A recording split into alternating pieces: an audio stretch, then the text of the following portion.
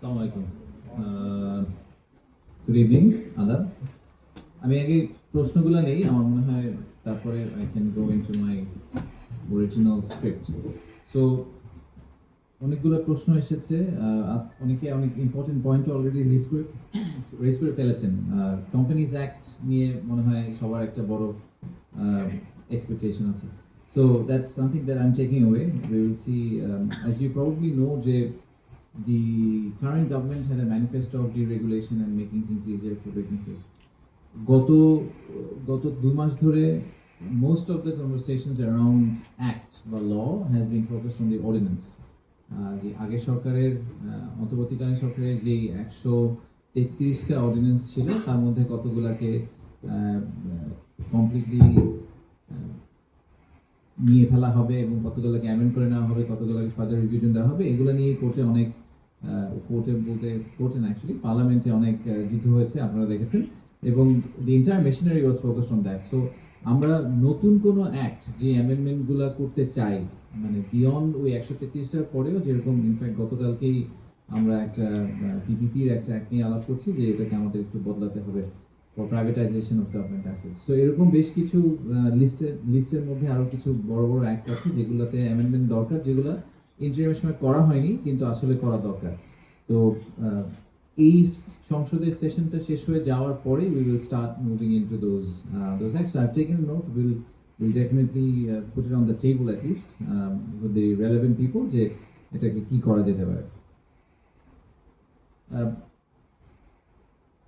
এরপরে আজকের যে প্রশ্নোত্তরের মধ্যে যে পয়েন্টগুলো আসছে আমি এগুলো একটু কভার করি। সেটা হচ্ছে, একজন বলেছিলেন যে বিডা আসলে যে why invest, why do business, why go into entrepreneurship and এইসব ব্যাপারে আমরা কোনোভাবে ব্যবসায় গেলে কী ধরনের সুযোগ সুবিধা হয় পাওয়া যায়, এইসব ব্যাপারে আমরা একটা সেন্ট্রাল রিপোজিটরি তৈরি করতে পারি কিনা।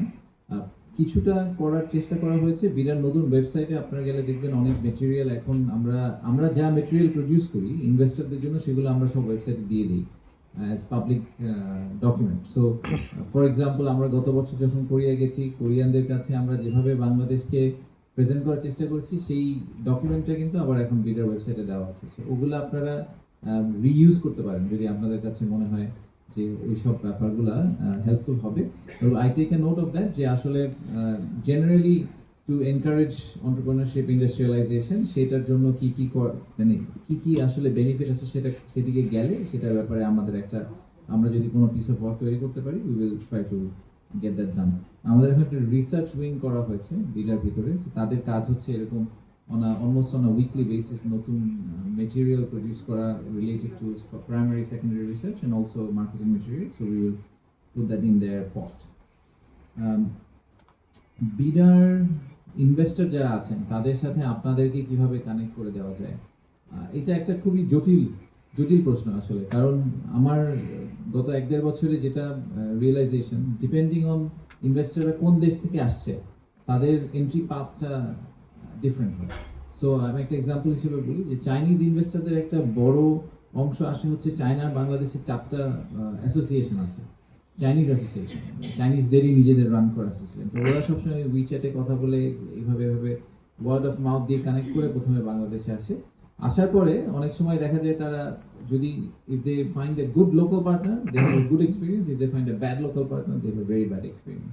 তো বিডা পর্যন্ত আসার আগেই ম্যাক্সিমাম ক্ষেত্রে someone fishes them out. So এমন না যে আমাদের কাছে একদম মানে প্লেন থেকে নেমে বিডার অফিসে চলে এসেছে এরকম ইনভেস্টর কিন্তু usually it's very rare for us. একদম অনেক বড় আলট্রা লার্জ স্কেল ইনভেস্টররা এরকম করে, বাট মিডিয়াম এবং স্মল সাইজ ইনভেস্টররা তারা আসলে কারো হাত ধরে আসে। তো ওই অ্যাসোসিয়েশনগুলাই মূলত মানে ডিকটেট করে যে সে কোন কনসালটেন্টের সাথে ফর এক্সাম্পল কাজ করবে বা এই সেবাটা, এই সাপোর্টটা আসলে কারা দিতে পারবে। তো ইকোসিস্টেমটা খুব সিম্পল না যে আমি যদি একটা ফর এক্সাম্পল আমার মনে হয় একটা প্রপোজাল ছিল এমওইউ সাইন করা। I am very happy to sign an MOU, but MOU sign করলেই আসলে আপনারা ফোর ফ্রন্টে চলে যাবেন, দ্যাটস নট নেসেসারিলি ট্রু। আমাদের সাথে এরকম সাইন করা অনেক এমওইউ ইনস্টিটিউশন অ্যাকচুয়ালি এখনো আছে, but not necessarily they can show that MOU and get new referrals. ওভাবে জিনিসটা এত সিম্পলি কাজ করে না আর কি। So we need to think through যে how do we put in front the right consultants to our investors, বিদেশি ইনভেস্টর যারা আছে। আমরা একবার গত বছর এরকম একটা চেষ্টা করেছিলাম যে অডিট ফার্ম, মানে আপনাদের আমি যদি ট্যাক্স কনসালটেন্টের কথা চিন্তা করি, যে কোন ট্যাক্স কনসালটেন্টের কাছে বিদেশিদের যাওয়া উচিত, সেটা নিয়েও একবার একটা বড় এক্সারসাইজ করা হলো। তো আমরা চিন্তা করলাম বাংলাদেশ ব্যাংকের যে অডিটরদের লিস্ট আছে, ওই লিস্ট আমরা ওনাদেরকে দিয়ে দিব কিনা, যেটা অ্যাপ্রুভড অডিটর লিস্ট। তারপর দেখা গেল ওই লিস্টের মধ্যেও আসলে you can find out people who are not necessarily, who do not have necessarily have a very good reputation. তাহলে আমাদের কাছে কি খুব ফিল্টার্ড একটা লিস্ট কি আদৌ আছে কিনা বাংলাদেশ সরকারের কাছে বা বিডার কাছে, যে লিস্টটা থেকে আমি খুব কনফিডেন্টলি 5টা নাম দিয়ে বলতে পারি যে এই 5জন আপনারা যদি ইনভেস্টর হন, বিদেশি ইনভেস্টর, এই 5জনের কাছে গেলে 100% আমি গ্যারান্টি দিচ্ছি যে আপনারা ভালো সার্ভিস পাবেন। এরকম কোনো স্ট্রাকচার কিন্তু এই মুহূর্তে আমাদের দেশে নাই, এবং এটাকে দাঁড় করাতে আমার মনে হয় একটু সময় লাগবে। So I'm open to ideas. যদি আইসিএসবির কাছে মনে হয় যে এরকম কোনো একটা রাস্তা আছে, তাহলে we are very happy to work on that. Economic zone facilities, utility support এমন একটা প্রশ্ন ছিল। ইকোনমিক জোনের গল্পটা আসলে there is a history around it, right? Economic zone, আমি এটা পাবলিকলি অনেকবার বলেছি, সো আমার এটা বলতে কোনো আপত্তি নেই। সেটা হচ্ছে যে বাংলাদেশে 100টা ইকোনমিক জোনের দরকার নেই। I think the starting point was wrong. We are a country of মানে আমাদের দেশে যে টোটাল ইন্ডাস্ট্রিয়ালাইজেশনের আপনি ভলিউমটা চিন্তা করেন, যে দেশের জিডিপি 400-450 বিলিয়ন ডলার, এবং তার ম্যানুফ্যাকচারিং থেকে তার যে কন্ট্রিবিউশন সেই জিডিপিতে, সেটার বেসিসে এই এতগুলো ইকোনমিক জোন একই সাথে চালু করার চেষ্টা করাটা একটা ভুল পদক্ষেপ ছিল, স্পেশালি যখন আমরা জানি যে সরকার হিসেবে আমাদের ডেলিভারি করার ক্ষমতা খুবই দুর্বল। আপনি আজকে বাংলাদেশ সরকারের প্রতি বছর যে এডিপি বাজেটটা হয়, প্রতি বছর আমাদের ক্যাপেক্সের যে বাজেট হয়, তার মধ্যে কিন্তু মেজরিটি আমরা দেখা যায় যে এক্সিকিউট করতে পারি না। তার মানে আমরা ডেভেলপমেন্ট প্রোগ্রাম হাতে নিই, কিন্তু ডেভেলপমেন্ট প্রোগ্রামগুলো আমরা শেষ করতে পারি না। তার মানে হচ্ছে আমাকে যদি একটা মানে আমি যদি প্ল্যান করি যে 2026 সালে অর্থ বছরে আমি 1000 কিলোমিটার রাস্তা বানাবো, মোস্ট লাইকলি আমি আসলে 500 কিলোমিটার রাস্তা বানাবো। তো যেই সরকার আসলে ডেলিভারি করতে পারে না, সেই সরকারের জন্য 100টা ইকোনমিক জোন সাইমালটেনিয়াসলি হাতে নেওয়াটাই উচিত হয়নি। সো প্রিন্সিপাল কনসেপ্টটা ভুল ছিল। আর তার সাথে আবার যোগ হয়েছে প্রাইভেট ইকোনমিক জোন। তো প্রাইভেট ইকোনমিক জোন যদি আপনি চিন্তা করেন যে প্রাইভেট ডেভেলপার খুব দ্রুত ডেভেলপ করে ফেলেছে, প্রাইভেট ইকোনমিক জোনের কনসেপ্টটা ছিল যে ডেভেলপাররা ডেভেলপমেন্টটা করবে, ইউটিলিটি ইনফ্রাস্ট্রাকচার সাপোর্ট সরকার দিবে, কিন্তু প্রাইভেটরা যেই গতিতে চলে সরকার তার অর্ধেক গতিতেও চলে না। তো তাতে যেটা হয়ে যায় যে প্রাইভেট ইকোনমিক জোন রেডি, কিন্তু গ্যাস নাই, ইলেকট্রিসিটি নাই। It's a very common problem. It's a very common problem that I have inherited as Beza chairman. এটার কোনো আসলে শর্ট টার্ম ইমিডিয়েট সলিউশন এই মুহূর্তে নাই। আপনি যদি এক ধাপ উপরে আসেন, আমাদের ন্যাশনাল লেভেলে গ্যাস সাপ্লাইয়ের একটা ম্যাসিভ ইস্যু আছে। আমরা সবাই জানি যে 25% সাপ্লাই ডিমান্ডের মধ্যে প্রায় 25% একটা গ্যাপ আছে। তো যেই দেশের ন্যাশনাল লেভেলে 25% গ্যাস শর্টেজ আছে, সেই দেশে আপনি আসলে ইকোনমিক জোনে সিমলেস গ্যাস ইলেকট্রিসিটি যেটা আপনি প্রমিস করেছেন, সেটাকে ডেলিভার করা will never be easy.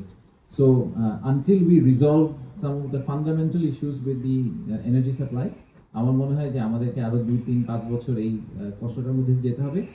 But আমাদেরকে ওই লং টার্ম সলিউশনটার দিকে যেতে হবে। যদি আমরা বসে থাকি, এখন মনে করি যে এটা অটোমেটিক রিজলভ হয়ে যাবে, তাহলে এটা অটোমেটিক রিজলভ হবে না। আসিয়ান মার্কেটগুলো কেন আমাদের চেয়ে অনেক বেটার এফডিআই পায়, তার আমার primary answer to that is it started from FTAs, free trade agreements. আমাদের দেশে অ্যাজ ইউ নো, জাপানের সাথে গত বছর একটা এফটিএ স্বাক্ষর করা হয়েছে, ইপিএ বলা হচ্ছে এটাকে, ইকোনমিক পার্টনারশিপ এগ্রিমেন্ট।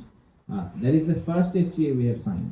আপনি আসিয়ান মার্কেটগুলোর প্রত্যেকের সাথে কম্পেয়ার করেন, তারা অনেক বছর আগে 15-20টা 30টা 40টা দেশের সাথে ফ্রি ট্রেড এগ্রিমেন্ট সাইন করে। সো তাদের জন্য ট্রেডিং ইজ মাচ ইজিয়ার। যখন ট্রেডিং ইজিয়ার হয় এবং যখন বিদেশি একটা কোম্পানি দেখে যে তার দেশের সাথে একটা প্ল্যাটফর্ম আছে, যে প্ল্যাটফর্মের আন্ডারে সে লেজিসলেটিভ সাপোর্টগুলো পাবে, রেগুলেটরি সাপোর্টগুলো পাবে, তখন তার জন্য ওই দেশে এসে ইনভেস্ট করা অনেক ইজিয়ার। সো এটা আসলে এগেন লং টার্ম প্রসেস। বা আসিয়ান মার্কেটগুলা যখন তারা একটা আসিয়ান হিসেবে একটা মার্কেট হিসেবে অপারেট করে, তখন তো অপরচুনিটিটা অনেক বড় বিদেশি ইনভেস্টরের জন্য। তার যের মধ্যে যেহেতু ফ্রি মুভমেন্ট অফ গুডস আছে, আপনি যদি মিয়ানমারে একটা ফ্যাক্টরি করেন বা থাইল্যান্ডে একটা ফ্যাক্টরি করেন, থাইল্যান্ডের ফ্যাক্টরিটা দিয়ে আপনি ফুল 7টা 8টা 10টা 12টা দেশে সাপ্লাই দিতে পারছেন গাড়ি, তা আপনি বাংলাদেশে কেন ফ্যাক্টরি করবেন? এটা তো কোনো লজিক নেই। আমাদের তো আর সেই ফ্রি মুভমেন্ট অফ গুডস নাই। ইনফ্যাক্ট আমরা কিন্তু উল্টা ট্র্যাকে অপারেট করি। আমরা মনে করি আমাদের একটা প্রোটেকশনিস্ট মেন্টালিটি থাকতে হবে, রাইট? আমরা সবসময় বলে এসেছি যে বাংলাদেশি লোকাল প্রোডাকশনকে সাপোর্ট করার জন্য we have to always create barriers. আমার দেশে তৈরি হবে, আমার দেশেই কনজিউম হবে। বাইরের দেশে তৈরি জিনিস আমার দেশে ঢোকার দরকার নেই, আমার দেশে তৈরি জিনিস বাইরে গেলে যাক, কিন্তু ঢুকতে পারবে না। তো we have to take a decision. আমরা কি আসলে are we part of the global economy or are we part do we want to live in an island? If we want to be part of the global economy, তখন আপনি foreign direct ইনভেস্টমেন্টের কথা বলতে পারেন। ফরেনাররা আমার দেশে এসে শুধুমাত্র বাংলাদেশকে সার্ভ করার জন্য, of course it's a big market, I don't disagree with that, but শুধুমাত্র বাংলাদেশকে সার্ভ করার জন্য এফডিআই এর ভলিউমটা কখনোই ম্যাসিভ হবে না। ভিয়েতনামকে শুধু সার্ভ করার জন্য কিন্তু ভিয়েতনামে ফরেন ইনভেস্টররা যায় না। তারা ভিয়েতনামে যায় সারা গ্লোবকে সার্ভ করার জন্য, because they have free movement of goods, because they have right logistic system and the free trade agreements in place. So যতদিন পর্যন্ত আমরা ওই জিনিসগুলোকে ঠিক না করছি, ততদিন পর্যন্ত আমাদেরকে এই এই এই একটা কি বলবো, র্যাঙ্কিং এর নিচের দিকে থাকা একটা দেশ হিসাবে অনেকদিন চালিয়ে যেতে হবে। ফরেন ইন্স্যুরারদের নিয়ে একটা কথা হয়েছিল মনে হয়, জাস্ট মানে আমি একটা ভালো, আই এগ্রি যে ইন্স্যুরেন্স মার্কেটে ফরেন ইনভেস্টমেন্ট আসলে খুব জরুরি, তাতে হয়তো গভর্নেন্সের কোয়ালিটি ইমপ্রুভ করবে। একটা ভালো খবর দিতে পারি আপনাদেরকে, সেটা হচ্ছে যে আমরা ভালো খবর, মিক্স খবর আর কি, গত 1-1.5 বছর ধরে চেষ্টা করে একটা শ্রীলঙ্কান ইনভেস্টমেন্ট ইন্স্যুরেন্স কোম্পানিকে বাংলাদেশে একটা ইন্স্যুরেন্স কোম্পানি, লাইফ ইন্স্যুরেন্স কোম্পানিকে ইনভেস্ট করানো শেষ করা গেছে। ইনফ্যাক্ট এই সপ্তাহে ওদের বোর্ডে এটা অ্যাপ্রুভ হবে, সো তারা বাংলাদেশ ইনভেস্টমেন্টের অ্যামাউন্টটা অনেক বড় কিছু না, $10 মিলিয়ন মতো। কিন্তু আমাদের এই গত 1.5 বছরের অভিজ্ঞতা থেকে আমরা যেটা বুঝলাম যে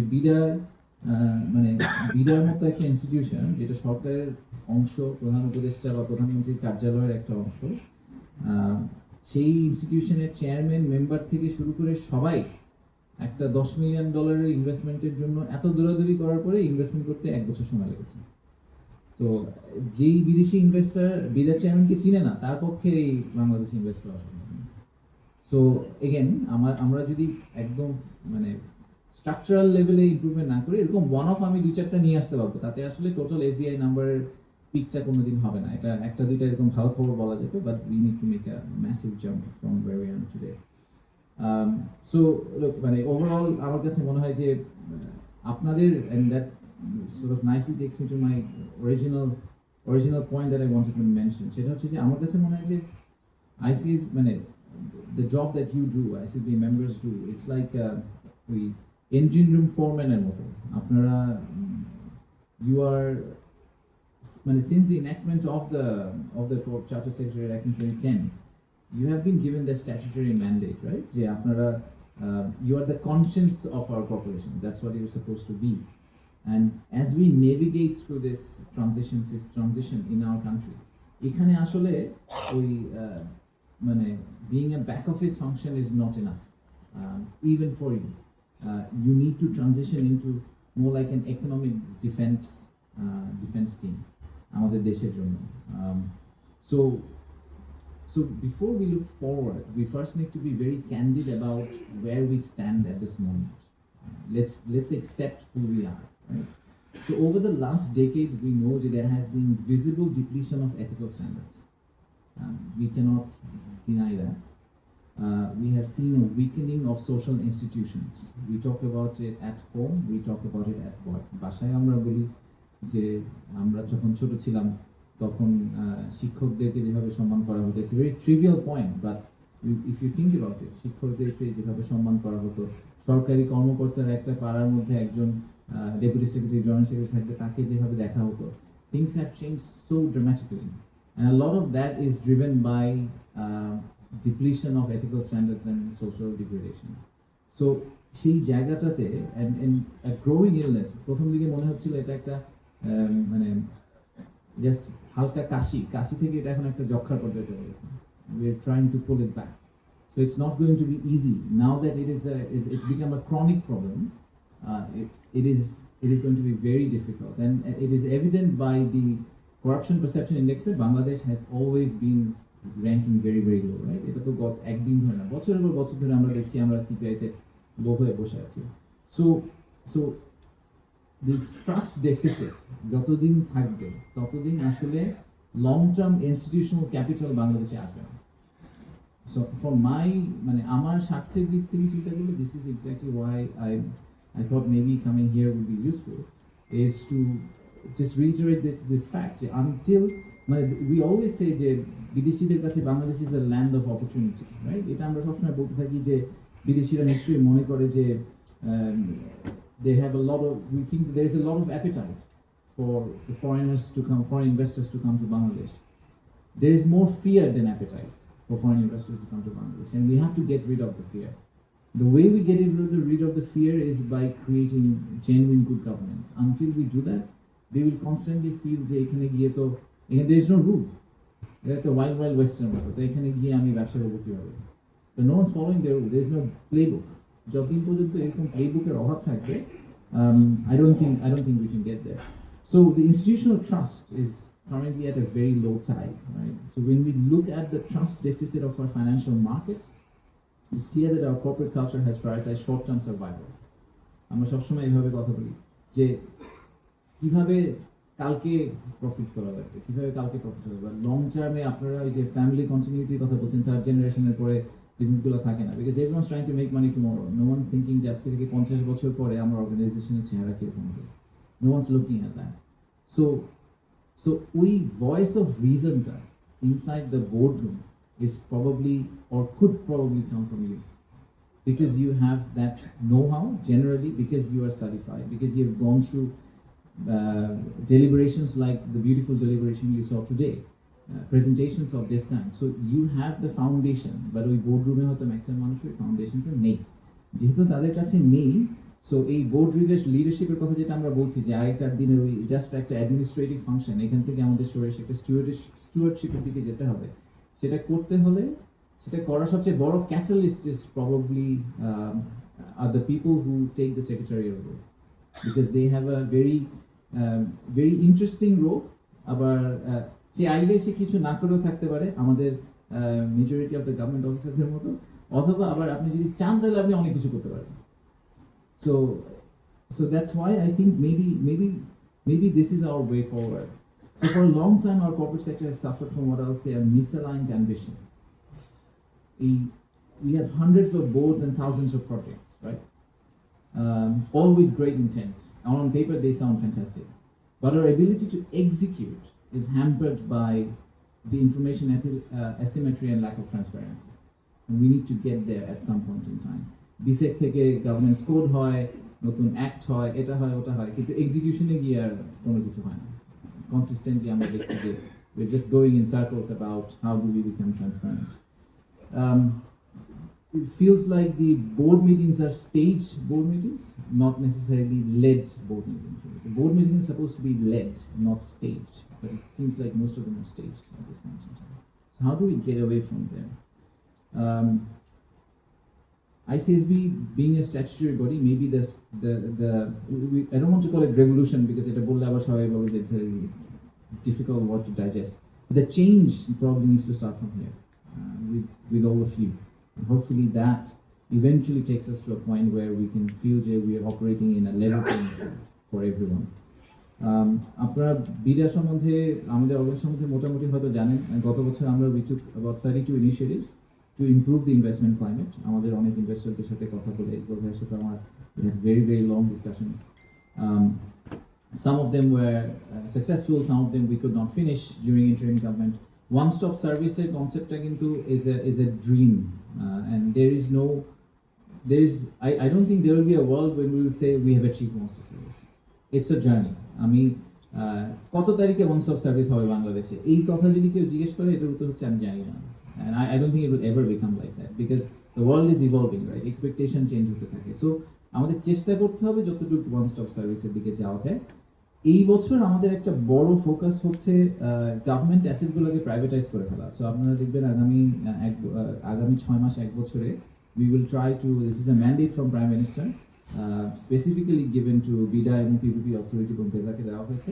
আমরা চেষ্টা করব যতগুলা অব্যবহৃত এবং সিক গভর্নমেন্ট ইন্ডাস্ট্রি আছে তার মধ্যে যতগুলো সম্ভব আমরা প্রাইভেট সেক্টরে পুশ করে দেবো। অ্যান্ড ইনফ্যাক্ট আমি পার্সোনালি মনে করি আমাদের সরকারের অনেক শেয়ার হোল্ডিং আছে অনেক বড় বড় কোম্পানিতে, starting from actually Unilever. which I think is completely ludicrous. I don't know why we have share in Unilever. I have no idea.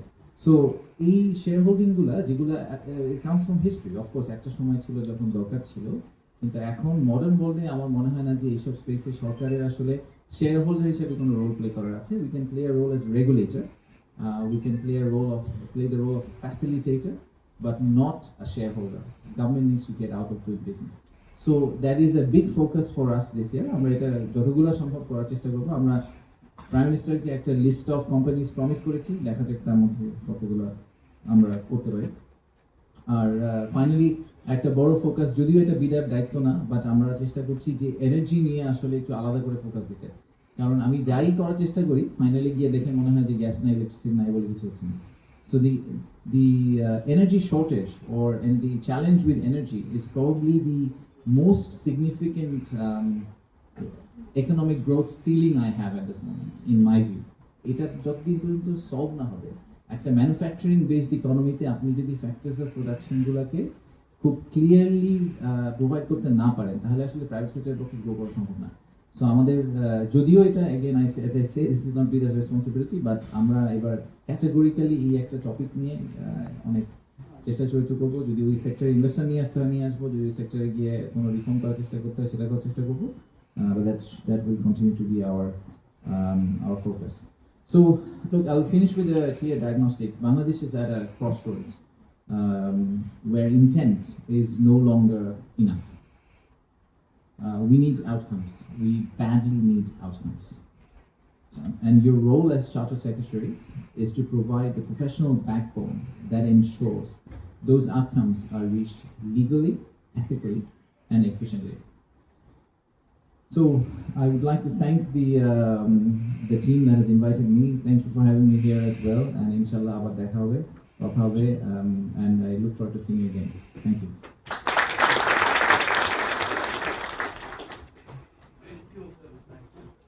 To extend our heartfelt thanks to the honorable chief guest today for enlightening our speech and sharing his visionary insights to the topic. Ladies and gentlemen, now we have reached to an esteemed moment in our program. It is the presentation of crest. This crest symbolizes our appreciation and respect for the distinguished guests who have graced us with their presence and shared their invaluable insights.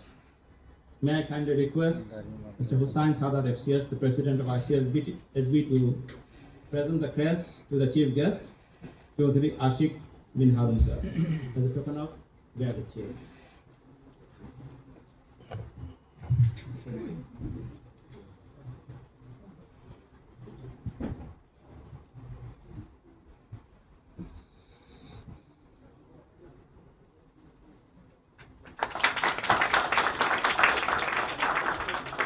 We are sincerely grateful for demonstrating